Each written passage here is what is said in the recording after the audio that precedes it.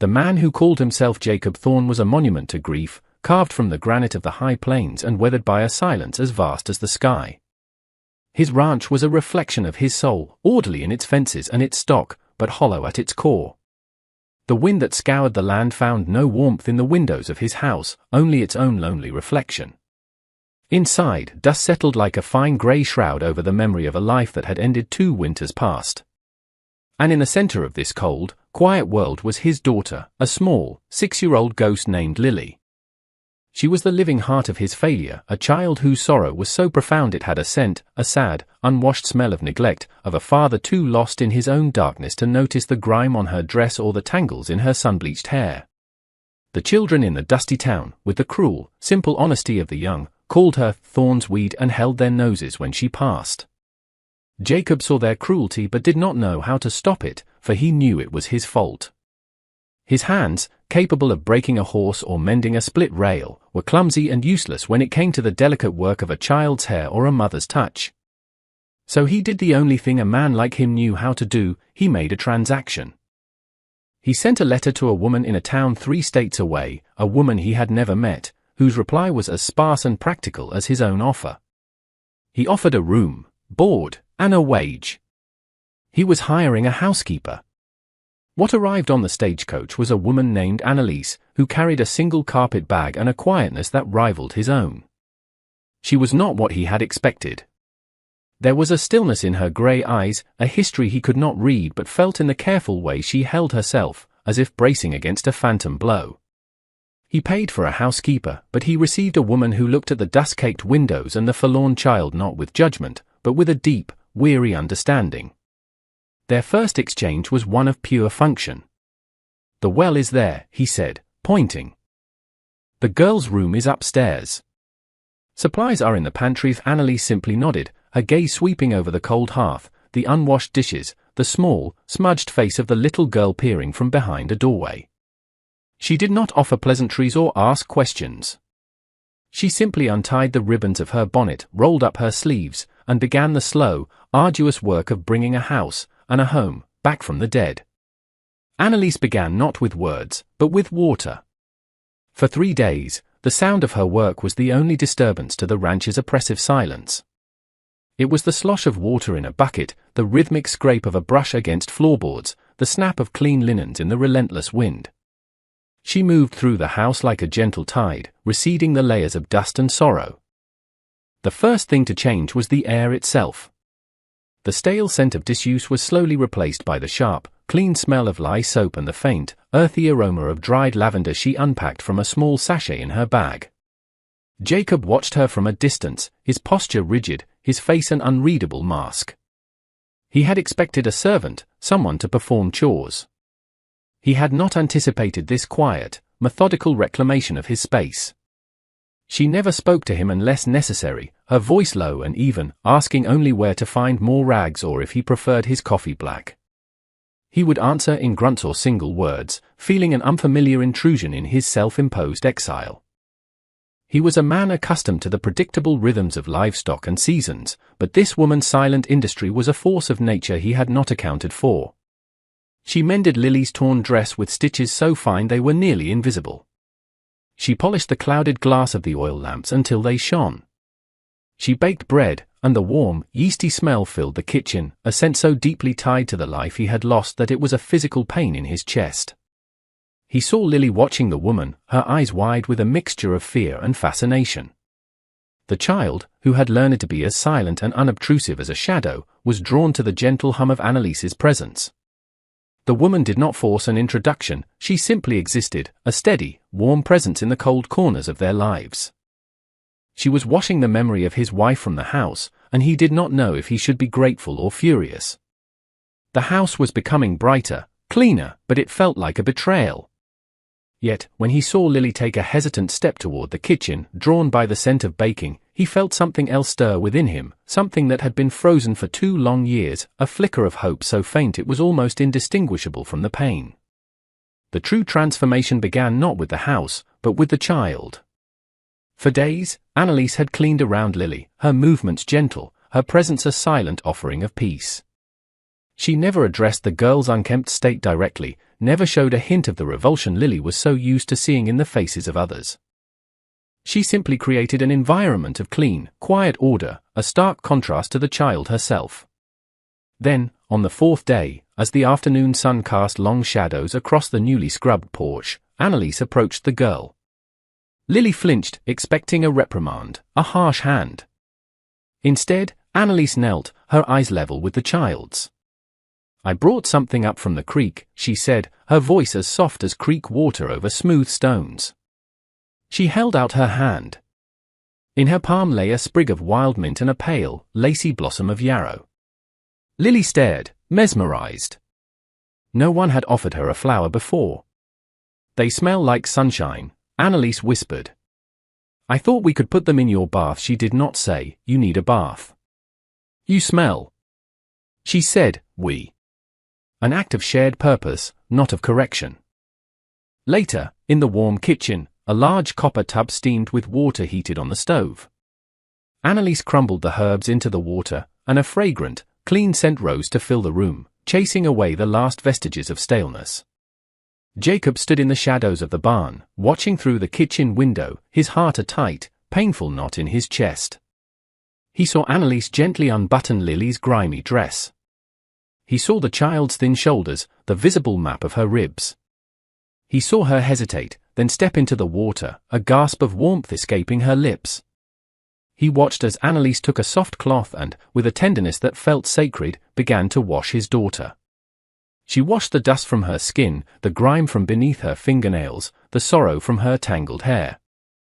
She worked with a reverent patience, her hands communicating a language of care that Jacob had long forgotten. As she rinsed Lily's hair, the water running brown, it felt to Jacob like a baptism, a washing away of his own profound neglect. When it was done, Annalise wrapped the child in a thick, worn blanket that she had aired in the sun all day. Lily, clean for the first time in memory, her skin pink and smelling of mint and yarrow, leaned her head against Annalise's shoulder and closed her eyes. It was a gesture of absolute trust, a surrender. From the darkness of the barn, Jacob Thorne finally let out the breath he had been holding for 2 years, and it came out as a ragged, silent sob. In the weeks that followed, a fragile routine began to form, weaving the three of them into a semblance of a family. The house was no longer silent, it was quiet. There was a difference. The silence had been an absence, a void. The quiet was a presence, a space filled with the soft sounds of life, the snip of Annalise's scissors as she mended, the whisper of a broom on the floor, the small, humming songs Lily now sang to herself as she played with a set of wooden blocks Annalise had found and cleaned. Lily, once a ghost in her own home, was its new center of gravity. She followed Annalise everywhere, a clean, bright shadow. Her hair, now brushed daily and tied with a simple ribbon, shone like spun gold in the lamplight.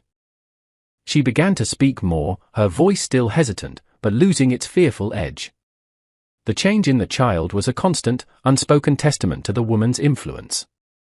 Jacob found himself watching them, his work on the ranch punctuated by long moments of observation. He saw Annalise teaching Lily how to knead dough, her small hands covered in flour.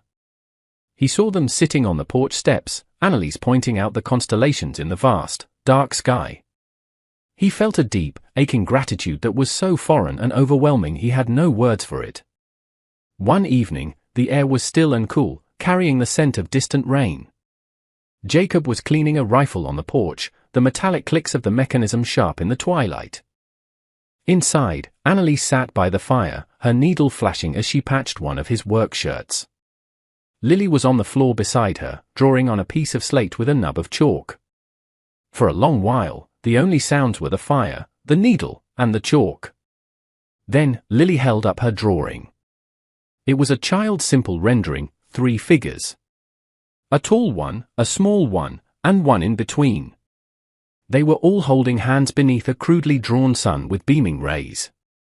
Lily pointed a small, chalky finger at the middle figure, the one with a triangle dress. She looked up at Annalise, her blue eyes wide and serious in the firelight. "Are you staying?" she asked. The question was so simple, so direct, it cut through all the unspoken arrangements and practicalities. It landed in the quiet room with the weight of a stone. On the porch, Jacob's hands froze. The rifle felt heavy and cold in his grip. The child's question was not for Anneliese alone, it was for him. It was a question about the future, about permanence, about whether this fragile piece they had found was something they could keep. Anneliese stopped sewing. She looked from the drawing to the child's earnest face, and then her gaze drifted toward the darkened doorway, as if she could feel Jacob listening. The fire crackled, eating the silence, and for the first time, the quiet in the house felt heavy again, burdened by a question that no one was ready to answer. The answer came not in words, but in the fury of the sky. Autumn bled into an early, brutal winter, and a blizzard descended upon the plains with the speed of a striking hawk. The world beyond their windows vanished into a churning vortex of white. The wind shrieked like a banshee, clawing at the house, rattling the window panes, and piling snow in monstrous drifts against the doors. They were sealed in, an island in a sea of frozen chaos. For 2 days, they existed in the warm, lamplit bubble of the house, the storm a distant roar. Then, on the third morning, Lily woke with a fever. It began as a flush on her cheeks, a weariness in her eyes, but by nightfall, she was burning, her small body racked with shivers, her breaths coming in shallow, ragged gasps. Fear, cold and sharp, pierced the fragile peace of the home. It was a fear Jacob knew intimately. He saw not just Lily in the bed, but his wife, her face pale against the pillow, her breath catching in the same terrible way. The storm outside was nothing compared to the storm of memory and terror raging within him. He was paralyzed, the grief that had numbed him for 2 years now threatening to drown him completely. It was Anneliese who moved. Her calm, which had seemed to him a quiet resignation, was revealed as a formidable strength. She took charge, her voice steady, her hands competent. "More wood for the fire, Jacob," she commanded, a use of his name a stark command that broke through his stupor. "Boil water. We need to break this fever." They fell into a desperate rhythm, a partnership forged in the crucible of crisis.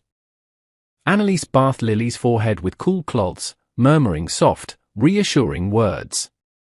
Jacob kept the fire roaring, the house a bastion of heat against the deadly cold, his movements mechanical, driven by her quiet instructions.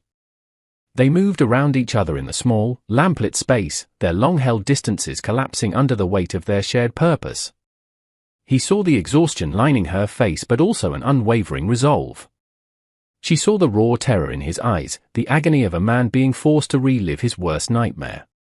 There were no more roles, no employer, no housekeeper. They were simply a man and a woman fighting for the life of a child. For hours, they fought together, a silent, desperate team, the only sounds the howling wind, the crackling fire, and the child's labored breathing. In this shared vulnerability, stripped bare by fear and exhaustion, the walls between them finally crumbled to dust. In the deepest hour of the night, when the storm raged its loudest and hope wore thin, Lily's fevered tossing stilled into a shallow, unnervingly quiet sleep. Anneliese sat by the bed, her hand resting on the child's forehead, her posture a study in weary vigilance. Jacob stood by the window, staring out into the impenetrable wall of white, feeling the ghost of the past press in on him. The silence in the room was heavier than the storm. It was a storm like this, he said, his voice a raw, broken thing he hardly recognized. He did not turn from the window. The doctor couldn't get through. I was alone with her. He didn't need to say his wife's name. Her presence filled the room. She burned just like this. I held her hand, and then she was gone. I was supposed to protect her. I failed the confession, locked away for 2 years, spilled into the quiet space between them.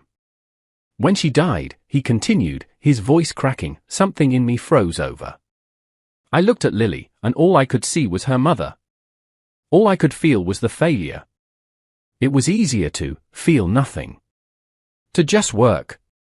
It was easier than looking at my own child and seeing how badly I was letting them both down. He finally turned, his face ravaged by a grief so profound it seemed to recarve the lines around his eyes. Anneliese looked at him, her own eyes filled with a deep, sorrowful empathy. She did not offer empty platitudes. She offered him the truth. I ran away, she said, her voice barely a whisper. My husband, he was not a kind man. His hands were hard, and his words were harder. He believed a wife was a possession, something to be used and broken. The final time he raised his hand to me, I saw that if I stayed, I would end up just like my mother, a woman erased by a man's rage. So I took what little I had and I left in the night. I came here seeking not a job, but refuge. A place so quiet and empty that no one would think to look for me. Are their stories, born of different pains, met in the space between them. His was a grief that had frozen him in place, hers was a fear that had propelled her across the country. Both had sought solitude as a shield. He had locked the world out, she had tried to disappear within it. In the flickering lamplight, surrounded by the shrieking wind, they saw each other for the first time not as a rancher and a housekeeper, but as two broken souls who had, by some strange twist of fate, found a shared sanctuary in the heart of a storm, with a small, feverish child as their anchor. The blizzard broke on the 5th day, the sun a weak, watery eye in a bruised-looking sky. Lily's fever had broken with it. She was pale and weak, but her breathing was even, her eyes clear.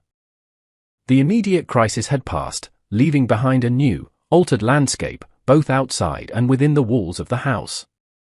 The world was buried in snow, supplies were low, and the town felt 100 miles away. Jacob knew he had to go. He bundled Lily in layers of blankets and settled her securely in front of him on his sturdiest horse, the animal stamping and snorting clouds of steam in the frigid air. Annalise stood on the porch, her face etched with a quiet concern. "Be careful," she said, the word simple but carrying the weight of all they had endured. He just nodded, but his eyes held hers for a moment longer than necessary, a silent acknowledgement passing between them. The ride to town was arduous, a slow trek through a world of blinding white. When he finally arrived, the main street was a flurry of activity as people began to dig themselves out. His appearance, with a small, brightly wrapped child in his arms, caused a stir. Heads turned. Whispers followed him as he dismounted and walked toward the general store. He was a familiar but distant figure, and his daughter had been an object of pity and scorn. But the child he carried now was not Thorn's weed. She was clean, her hair neatly braided, her cheeks pink from the cold, not from neglect. She clung to him, a picture of a cherished child. Inside the store, the air was thick with the scent of coffee and gossip. Martha Blackwood, the town's self-appointed moral compass, watched him gather his supplies. "Well, Jacob," she said, her voice loud enough for all to hear, "I see your money was well spent. That new housekeeper of yours seems to have finally scrubbed the wildness off that child." The comment was a drop of poison in the warm air. It diminished Annalise to a transaction, Lily to a chore. The old Jacob would have ignored it, his silence a wall against the world. But the man who had weathered the storm was different. He straightened to his full height, his presence suddenly filling the store. He turned slowly and faced Mrs. Blackwood, his eyes as cold and clear as ice. Lily hid her face in his coat. "Annalise is not my housekeeper," he said, his voice low and steady, yet it cut through the room's chatter like a blade. Every eye was on him. "She is family." He left the words hanging in the stunned silence. It was a line drawn in the snow, a public declaration of a private truth. He paid for his goods, turned without another word, and walked out of the store, leaving the whispers to reform in his wake. He had not just defended Annalise's honor, he had claimed her, and the new life she represented, as his own. The journey back to the ranch was lighter, the snow-covered plains seeming to shine with promise rather than threat. When he arrived, Annalise was on the porch, watching for him, a dark, still figure against the vast white backdrop. He dismounted and lifted a sleeping Lily into her waiting arms. Their hands brushed, and a current of warmth passed between them in the cold air. That evening, the house was filled with a profound and peaceful quiet. Lily was tucked into her bed, sleeping soundly. The fire cast a warm, dancing glow on the walls. Jacob and Annalise sat at the small kitchen table, a pot of coffee between them. The space that had once been a gulf of unspoken grief was now a comfortable silence, filled with a new, shared understanding. After a long while, Jacob rose and went to a small, locked chest in the corner of the main room, a chest he hadn't opened since his wife's death. He returned to the table and placed a small, tarnished object in front of Annalise. It was a silver ring, simple and unadorned, worn smooth with time. It was his wife's wedding band. Anneliese looked at it, then up at him, her eyes questioning. It was hers, he said, his voice thick with emotion. He wasn't a man for pretty speeches or flowery words. His heart was a language of actions, of fences mended and storms weathered. He pushed the ring gently across the wooden table toward her. The past is a ghost. It will always be here. But it doesn't have to haunt the whole house. He met her gaze, his own eyes clear and certain. Anneliese, this house needs a heart. Lily needs a mother. And I? He faltered, the words new and difficult on his tongue. I need a wife. Not to replace what was, but to build what can be. The offer was stark, simple, and utterly sincere. He was not offering her a position, he was offering her a life, a partnership. He was offering her his broken, healing heart. Anneliese looked at the ring, its silver surface reflecting the warm firelight. She thought of the cold, hard man she had first met, and the terrified father she had seen in the storm. She thought of the little girl who had asked if she was staying. She looked at Jacob's hands on the table, calloused and strong, the hands of a man who could build and protect. Slowly, she reached out and her fingers closed around the ring. She did not speak. She simply slid the worn silver band onto her finger. It was a perfect fit. With Anneliese's quiet acceptance, the last of the winter in Jacob Thorne's soul began to thaw. The coming of spring to the high plains that year felt like a miracle, a promise kept. The snow receded, revealing the sleeping earth, and the first green shoots pushed their way toward the sun. The ranch, once a place of stark survival, began to breathe with a new, gentle life. The change was in the small, everyday moments. It was in the sight of bright curtains, sewn by Anneliese from a bolt of calico, fluttering in the windows. It was in the sound of Lily's laughter as Jacob, with a patience he never knew he possessed, taught her to ride a small, steady pony. It was in the garden Anneliese planted near the porch, her hands turning the dark soil, coaxing life from the ground in the form of beans and squash and vibrant, cheerful sunflowers that turned their faces to the east each morning. Jacob found himself smiling, a slow, unaccustomed stretching of muscles long dormant. He would watch Anneliese as she worked, her movements filled with a graceful purpose, and feel a sense of peace so profound it settled deep in his bones. The silence between them was no longer a void but a shared language. They could spend an entire evening on the porch, he cleaning a harness, she shelling peas, without a single word passing between them, yet feeling more connected than he ever had with the easy chatter of the past. He learned the landscape of her moods through the smallest gestures, the slight tightening of her lips when she was worried, the soft hum that meant she was content. She, in turn, learned to read his stillness, to know when his silence was thoughtful and when it was troubled. They were two solitary trees who had learned to grow together, their roots intertwining beneath the surface, drawing strength from the same soil. One afternoon, he came upon her and Lily in the new garden. Lily was carefully watering a row of seedlings, her small face a mask of concentration. Anneliese was weeding nearby, a stray strand of hair falling across her face. She looked up as he approached and brushed it away with the back of a dirt-smeared hand, leaving a smudge on her cheek. She smiled at him, a genuine, unguarded smile that lit up her grey eyes. In that simple, domestic moment, the warm sun, the smell of the earth, the sight of his daughter thriving and the woman he loved smiling at him, Jacob felt the last of the ice around his heart crack and melt away, leaving not a scar, but fertile ground for a new life to grow. The years that followed did not erase the sorrows of the past, but they softened their edges, like river stones worn smooth by the steady current of time. The Thorne Ranch became known not as a place of tragedy, but as a place of quiet strength and warmth. The sunflowers in Anneliese's garden grew tall and strong, a golden beacon visible from the road. The house, once a cold shell, was filled with the scents of baking, the sounds of laughter, and the steady, beating heart of a family forged in a crucible. Jacob never became a man of many words, but his actions spoke a clear and constant poetry of love. It was in the sturdy new swing he built for Lily, hanging it from the branches of the oldest cartonwood tree. It was in the small, carved bird he left on Anneliese's pillow one morning, a gift for no reason other than to see her smile. It was in the way he would reach for her hand as they sat on the porch in the evenings, their fingers lacing together in a gesture of easy, certain belonging. Lily grew from a timid weed into a bright, confident flower, her roots sunk deep in the certainty of being loved. The shunned, silent child was gone, replaced by a girl with her father's resilience and her mother's gentle spirit. The past remained a part of their story, a somber chapter that gave depth and meaning to the peace they now enjoyed. Sometimes, on a winter's night when the wind howled with the voice of the storm, Jacob would look across the warm room at Annalise and Lily, their heads bent together over a book, and he would feel a surge of gratitude so fierce it was almost painful. He had paid for a housekeeper to bring order to his home, but fate had sent him a woman who brought grace to his soul. He had sought to wash his child clean of neglect, and in doing so, had his own frozen heart cleansed by a love he never expected to feel again.